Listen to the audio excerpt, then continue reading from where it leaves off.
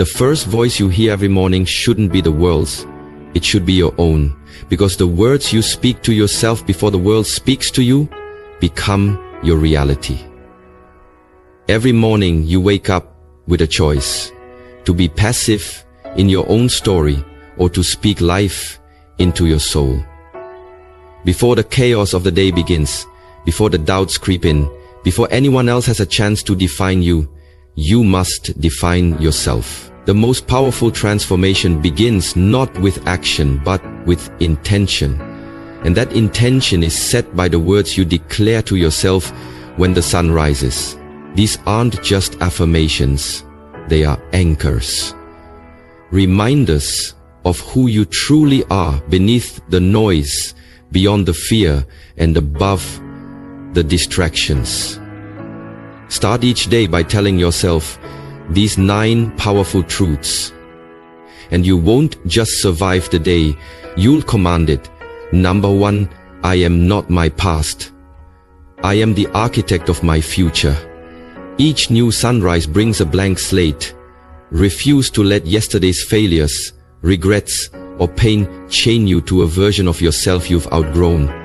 Today, you build forward. I am not my past. I am the architect of my future. These words carry the weight of rebirth, a declaration that whatever has been does not define what will be. Too often, we allow the echoes of our past to chain us to old versions of ourselves. Mistakes we made, people who hurt us, opportunities we missed, chances we didn't take. But today, we must stand in the truth that the past is not a life sentence, it is a lesson. The events that once broke you were never meant to become your identity. They were chapters, not the title of your story. You are not your trauma. You are not your failures. You are not the person you were when you didn't know better. Growth means refusing to let your history hold the pen to your destiny. You get to decide the blueprint now. You get to redesign the structure of your life with stronger foundations, clearer purpose, and intentional direction. And no, it doesn't mean pretending your past didn't happen. It means choosing to use it as fuel instead of a cage. The architect of the future sees vision, not limitation. The architect sees space where others see ruins. You are the builder. Every morning you wake up with a new brick in your hand, made of your choices, your thoughts, your actions. What you construct is entirely up to you. The pain of the past may whisper doubt, but your inner voice must roar louder. I decide what happens next. Because every breakthrough begins with one radical decision: to stop looking backward and start designing forward. You must stop rehearsing old wounds and start scripting new wins. You must stop measuring your worth by what went wrong and begin measuring your power by what you're willing to rise from. Your future is not a continuation of yesterday unless you choose to keep reliving it. And if no one ever told you, you are allowed to start again. Not tomorrow, not next week. Now. That regret you carry, it doesn't get to ride with you unless you invite it. That label someone gave you, it doesn't belong to the builder you are becoming. And the fear of failing again, it's just a sign that you're dreaming bigger this time. As the architect of your future, you must be bold enough to draw plans others don't understand. You must be brave enough to build without permission. You must be relentless enough to keep going when the structure shakes, knowing that every masterpiece begins with a mess. This is your permission slip to create again, to imagine again, to believe again, to rewrite every lie with a louder truth. I am not my past. I am the architect of my future. And when that truth becomes your foundation, nothing from yesterday will have the power to limit the masterpiece you're building today. Number 2, my peace is my power. and I protect it like treasure is not just a feel-good affirmation, is a spiritual boundary, a personal law, a declaration that you understand the sacred value of your internal world. In a noisy, chaotic, hypersoniated world that constantly pulls your attention in 1,000 directions, peace is no longer a luxury, it's a necessity. And make no mistake, your peace is the source of your strength. It is the calm in your mind that gives you clarity, the stillness in your spirit that sharpens your discernment, the quiet in your soul that makes your intuition louder than the world's distractions. When you protect your peace, you're not being selfish, you're being strategic. Because a person who is at peace cannot be manipulated. A person at peace doesn't react, they respond. They don't rush, they don't cling, they attract. And when you realize how powerful your peace truly is, you stop giving unrestricted access to anyone or anything that threatens it. Not every call needs to be answered, not every opinion needs a response, not every invitation deserves your presence. You begin to understand that silence can be a power move, that walking away is a form of wisdom, and that not explaining yourself is a sign of deep self-trust. You don't argue to prove your worth. You don't defend your boundaries. You just hold them quietly, confidently, consistently. And as you do, something beautiful begins to happen. The wrong people start to fall away, and the right people start to recognize your value. Because when you operate from peace, you no longer tolerate emotional chaos, draining conversations, or energy that feels misaligned. You realize your nervous system is not meant to live in survival mode, constantly reacting to drama or dysfunction. You stop confusing intensity with love, busyness with importance, or noise with truth. Instead, you begin choosing what feeds your peace over what flatters your ego. You say no, not because you're rude, but because your peace matters more than people-pleasing. You pause before responding, not because you're weak, but because you value inner control over impulsive reactions. And most of all, you learn to sit with yourself, in your own presence, without fear, without distraction, and find that you are whole, even in the quiet, unshakable power. So today and every day, treat your peace like treasure. Lock it away from those who haven't earned the right to touch it. Guard it from the world's urgency, its expectations, its noise. Because when your peace is intact, your vision becomes clearer, your voice becomes stronger, and your life begins to align not by force, but by frequency. And that frequency, it's the sound of someone who knows exactly who they are and refuses to lower their vibration for anything less. Remind yourself daily, my peace is my power, and I protect it like treasure. Because once you lose your peace, you lose your power. But once you claim it back, there's nothing and no one that can shake you.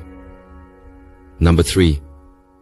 I don't chase, I attract what aligns with my worth. I don't chase, I attract what aligns with my worth is a powerful declaration of energetic self-respect, a shift from desperation to dignity, from scarcity to sovereignty. In a world that teaches you to hustle for love, beg for attention, compete for recognition, and chase validation, this mindset is a quiet rebellion. It says, I know who I am, and I don't need to pursue what was never meant for me. Chasing implies lack, implies that what you desire is running away from you, and that you must abandon yourself in pursuit of something or someone outside of you. But the truth is, when you chase, you signal to the universe that you do not believe you are enough on your own, that you must reach, stretch, or shrink to be chosen. But attraction, real, magnetic, soul-aligned attraction, comes not from effort, but from embodiment. You do not attract by wanting.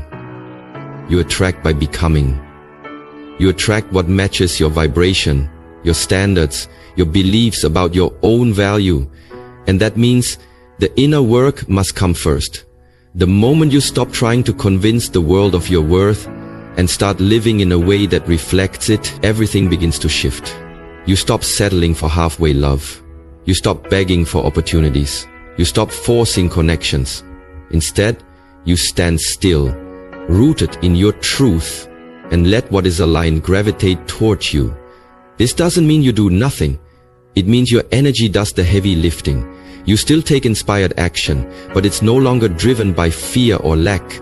It's guided by confidence and clarity. You no longer run after people who don't see you, situations that devalue you, or outcomes that require you to abandon yourself to achieve them.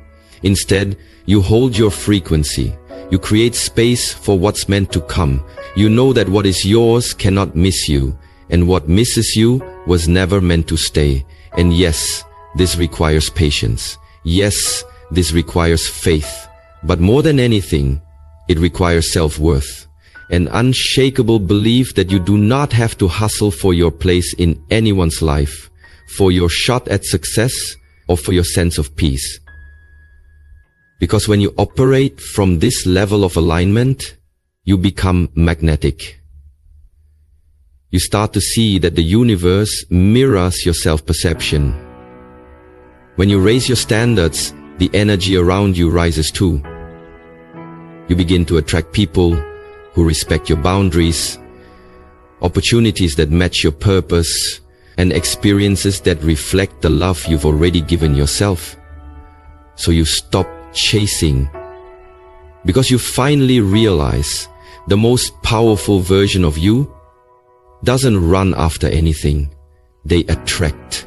And they attract not because they are lucky, but because they've done the inner work to know what they're worth.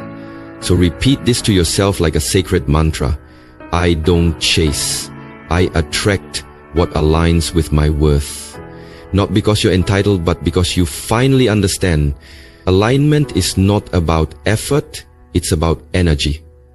And your energy becomes unstoppable when it flows from a place of inner knowing, not outer chasing.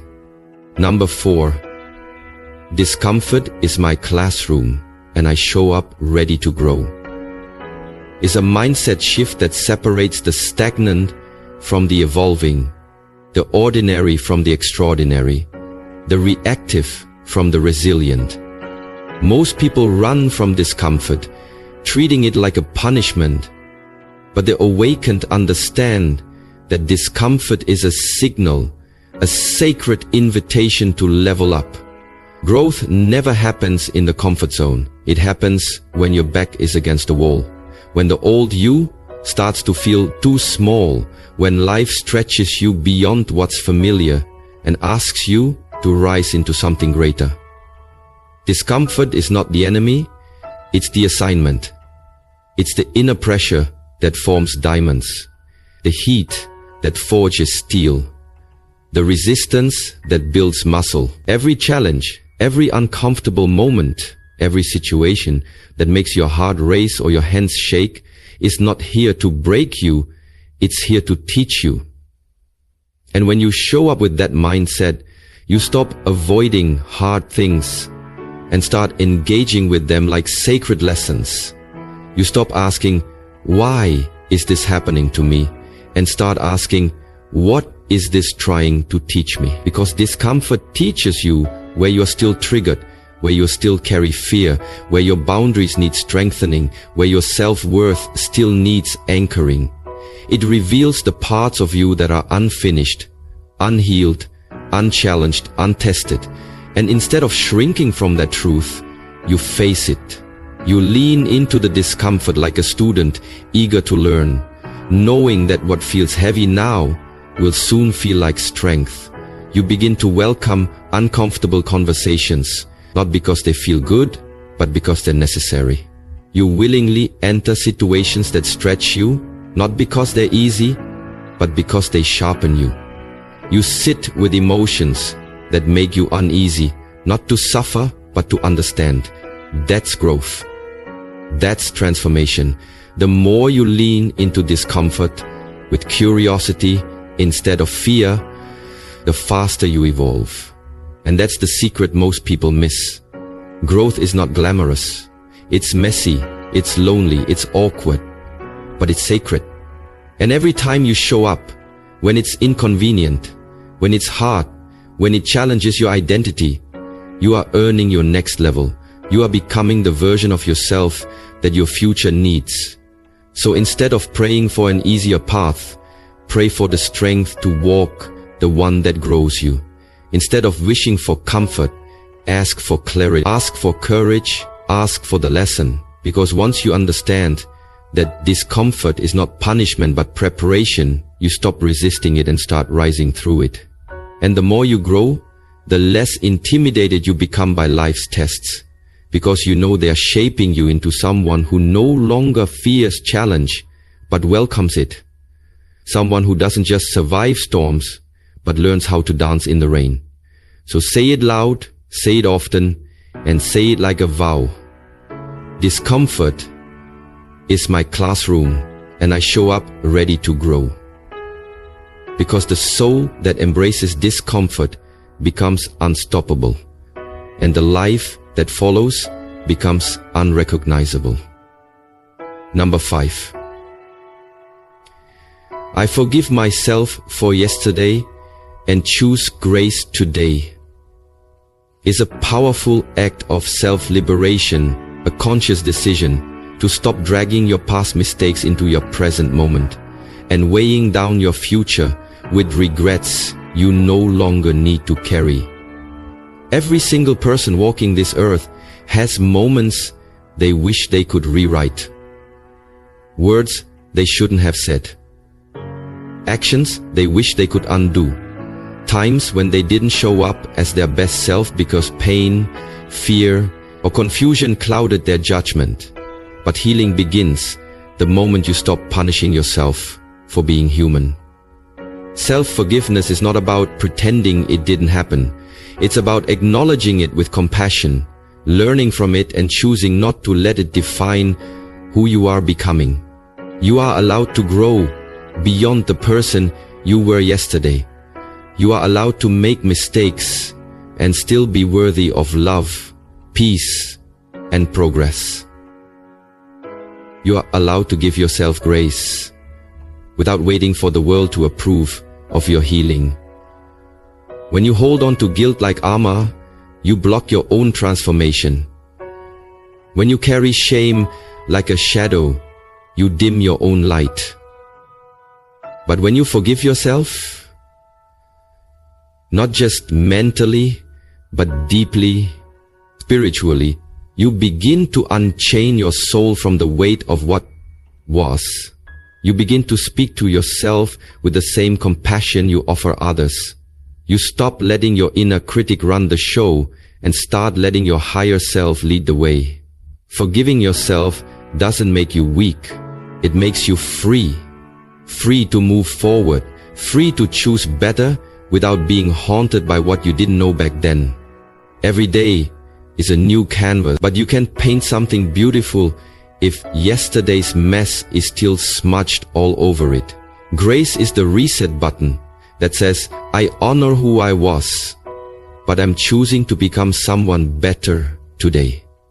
It means meeting yourself in the mirror with gentleness, not judgment.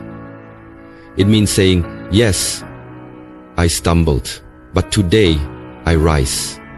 It means replacing self-punishment with self-compassion and letting that be your foundation for real change.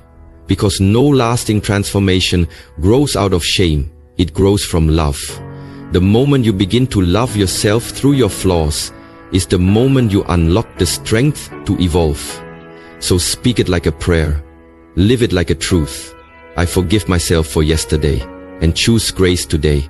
Not just once, but over and over again. Every morning, every time you falter, every time the past tries to drag you backward. Grace is not weakness, it's divine strength.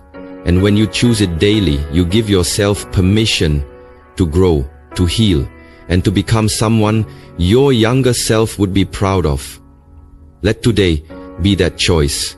Let grace be the gift you stop withholding from yourself. Because your past may have shaped you, but it does not have to sentence you. And the future belongs to the version of you who finally learns to let go. Number 6, I am the standard, not someone's option or backup plan, is a bold affirmation of self-worth. A reminder that you were never meant to be tolerated, half-loved, or kept on hold until someone else made up their mind. You were meant to be chosen fully, valued deeply, and treated as the prize, not the placeholder. The moment you internalize this truth, you stop negotiating with people who can't see your value, stop chasing those who only reach out when it's convenient, and stop shrinking yourself to fit into roles that were never meant for someone of your magnitude. Being the standard means you don't wait for someone to finally realize your worth. You walk in it, live in it, and refuse to settle for anything less. It means you hold your head high, even when others overlook you. Because being overlooked isn't rejection, it's redirection. It means you stop interpreting someone's indecision as a reflection of your value and start seeing it as a reflection of their inability to meet you where you are. The standard doesn't beg, doesn't prove, and doesn't perform. It stands tall, rooted in dignity, self-respect, and unwavering clarity about what it deserves.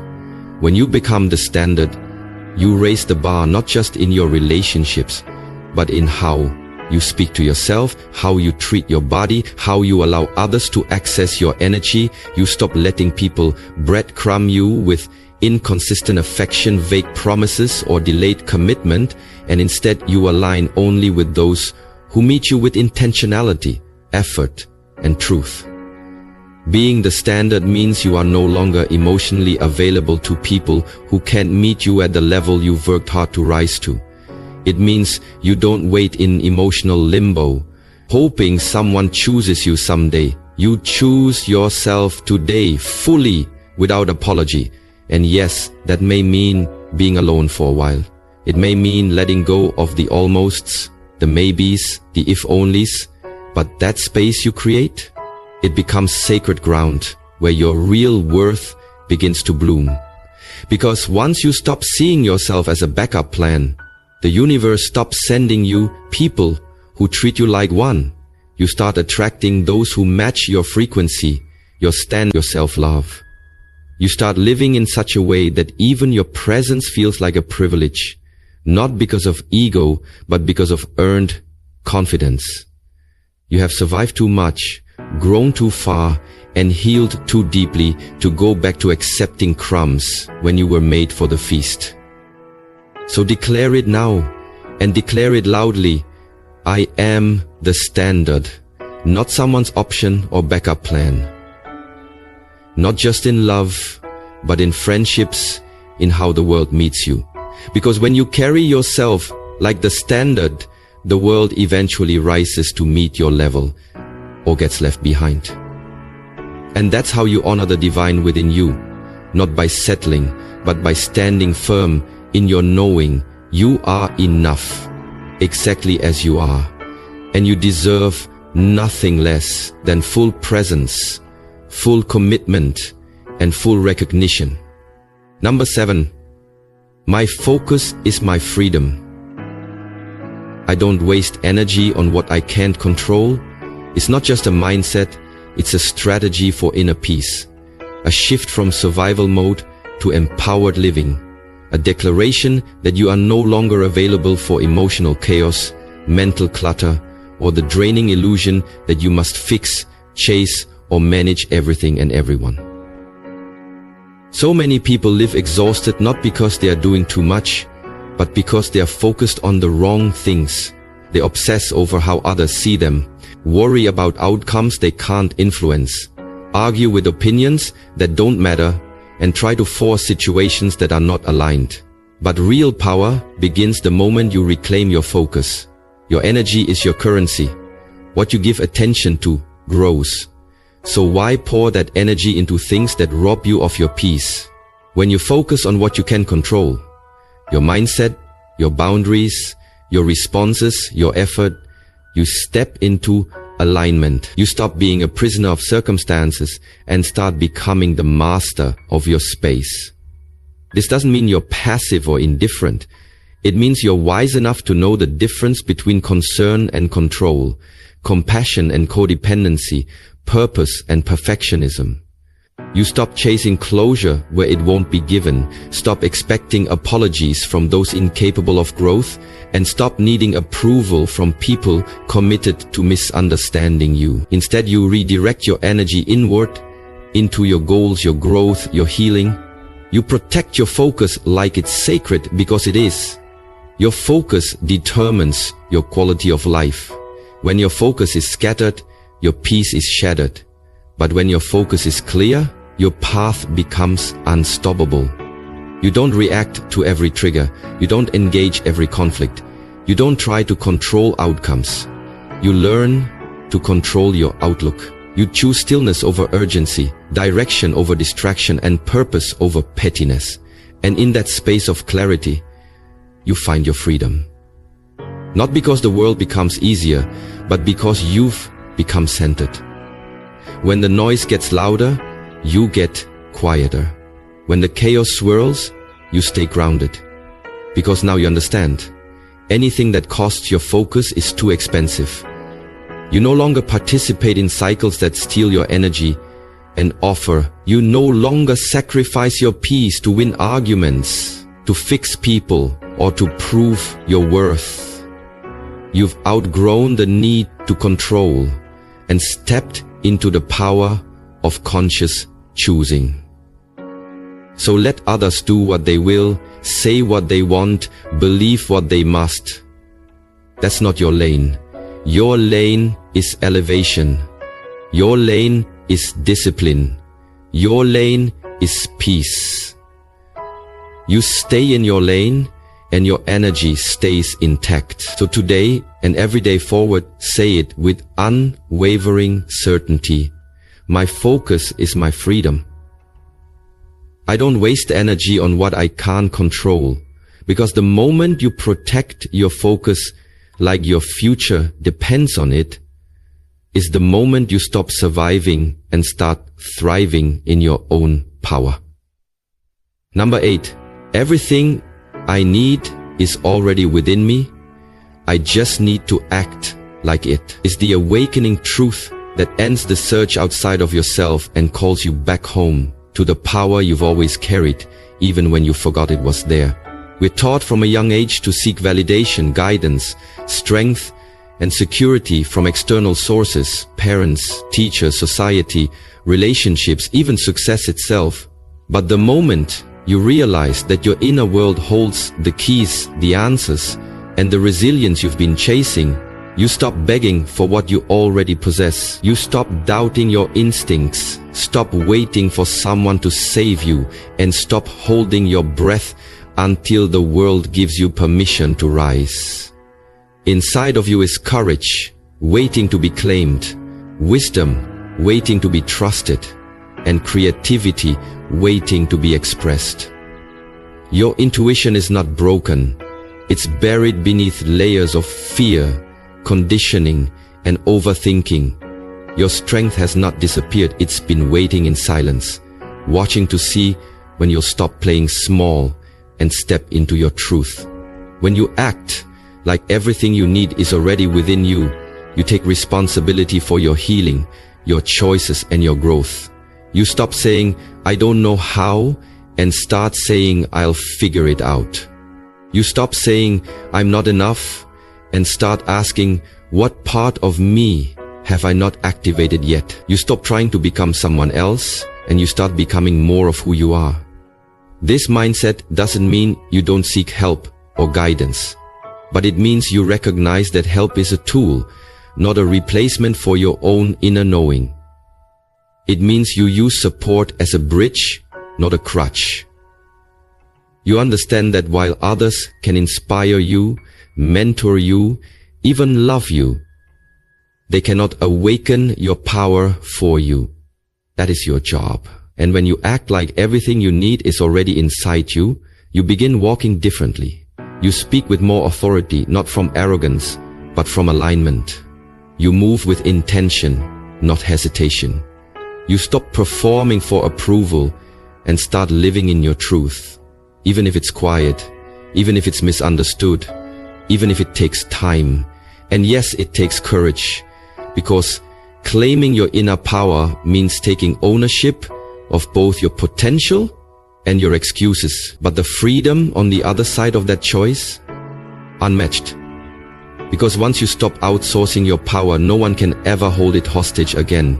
You become your own validation, your own compass, your own motivation.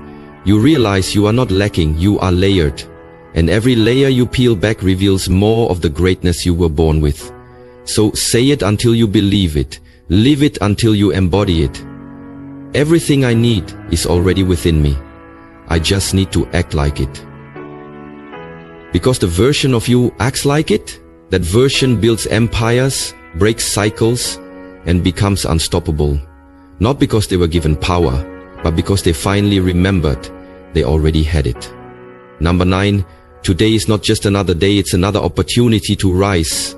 It's a mindset that reclaims the power hidden in the ordinary. A reminder that every sunrise is a sacred invitation to become more intentional, more resilient, more alive than you were yesterday.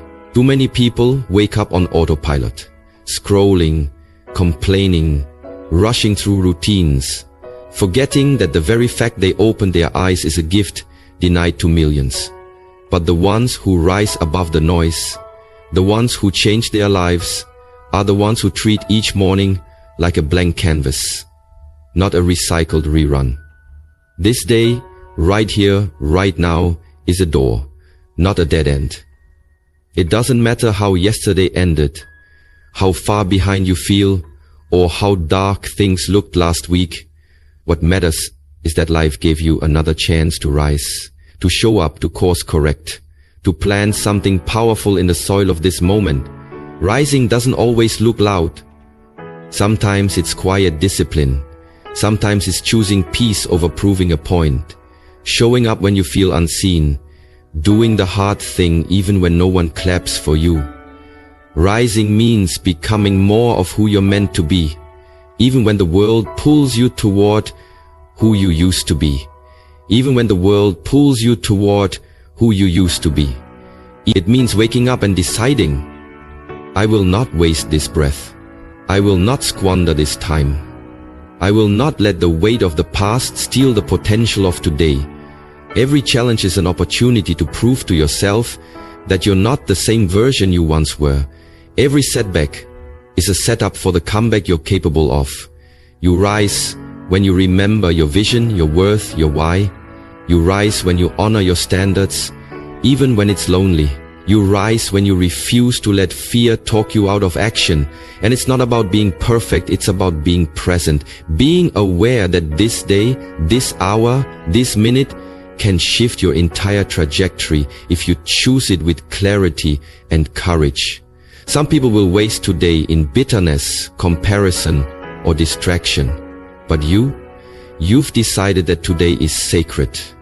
You've decided that mediocrity isn't your destiny. You've decided that the version of you that's been quietly growing through the storms deserves to rise into the light now. So stand taller, speak bolder, love deeper, focus sharper. Do not wait for life to hand you the perfect moment. This moment is the invitation. Let it not pass like background noise, but meet it like a warrior meets a battlefield, with presence, purpose, and power. Say it to yourself until it becomes your truth. Today is not just another day, it's another opportunity to rise. Because when you live like each day matters, you begin to build a life that truly does. And when you rise today, you rise for every version of you that once didn't believe it was possible.